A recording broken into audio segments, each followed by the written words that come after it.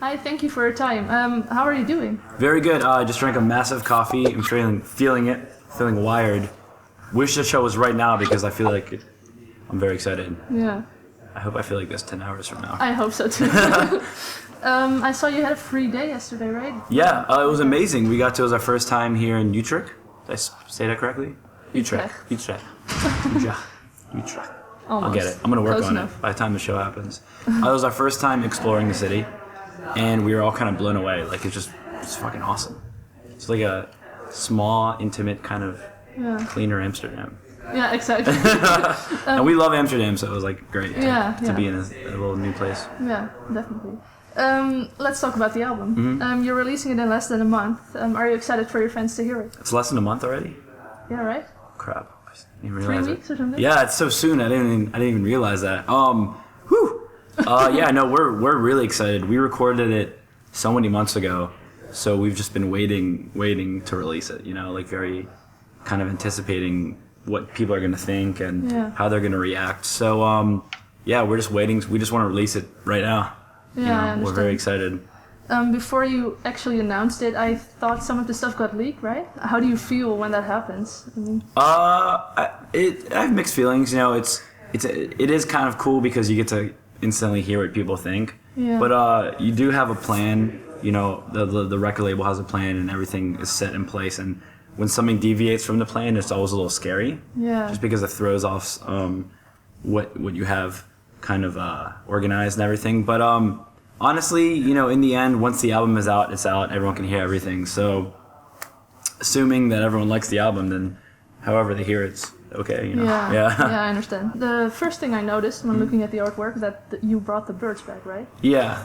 Is that some sort of a symbolism thing or whatever? They weren't there in the beginning, and I think it was one of me or Alex were like, we like to incorporate everything from all the other albums. Yeah. Nothing personal. We had kind of a couple things in there, from So Wrong It's Right and Put Up or Shut Up. So we just try to incorporate it's almost like showing everyone that we're still the same band.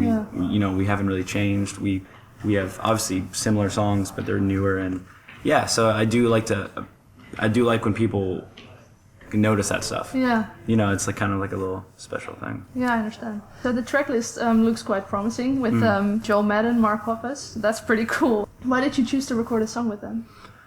So Bail Me Out was actually written with Joel and Benji as well. And after we recorded the song completely with Alex's voice, we felt like it was missing something. Yeah. And when Alex originally wrote it, it was Joel singing in the room. Him and Alex were singing together, and Alex was like, hearing Joel sing that song, it just felt right. Something's missing, so we should put him on, see if he'll want to sing on the actual song. Yeah.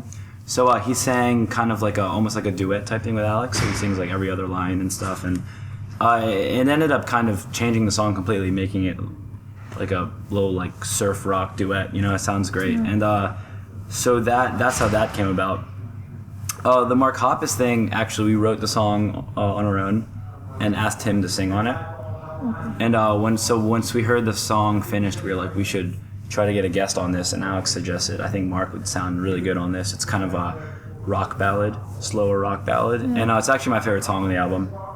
Even, Mark helps a lot, but just as a song, I think it's one of the best songs Alex has ever written. And so having Mark's voice on it kind of just lended itself perfectly. And also the song is about kind of solidifying our place and in realizing who we are and what we've done, and having Mark on it is kind of like having his blessing for our band, so it just means a lot to have him on a song like that kind of helps validate our band and what we've done so far. Yeah, I can imagine, because they're actually your idols, right?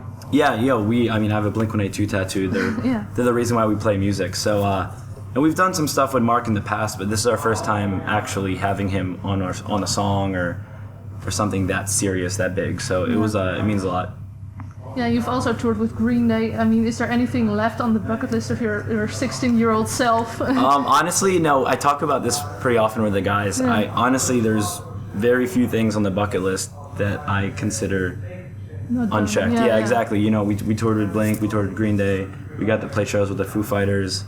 I can't think of anything really, other than, headlining arenas around the world, which would obviously be great. But yeah, we've definitely, everything from now on is kind of a bonus. Yeah, you know, yeah, definitely. yeah, so it feels good. Now, kind of the reverse thing is applicable to you and 5 Seconds of Summer, right? You've helped them with their first album. I can imagine that you kind of learn from each other, right? Yeah. And did they influence your album in any way? Great question. I do think, you know, that 5 Seconds did help influence our album in the sense that, you know, we decided, they were one of the reasons why I went to John Feldman. Obviously, we've been fans of John Feldman for many years. Yeah. From Goldfinger to doing the used records and all these bands we grew up listening to.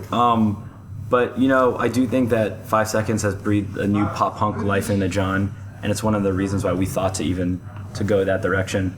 So I guess in that sense, you know, they did have a big impact on it. From a songwriting standpoint, I don't know. Alex is the main songwriter, but I do think that they have given us, you know, like, it's just watching a band like them who feels like mini us has given us kind of a refreshing look on life. And I went on tour with them a couple of days and rode on their bus, and just watching them, they're so excited to be on the road and they're so new to everything that just watching their excitement kind of re-energized us. You know, we've been on the road for 8 years now, so obviously it feels different from when we first started.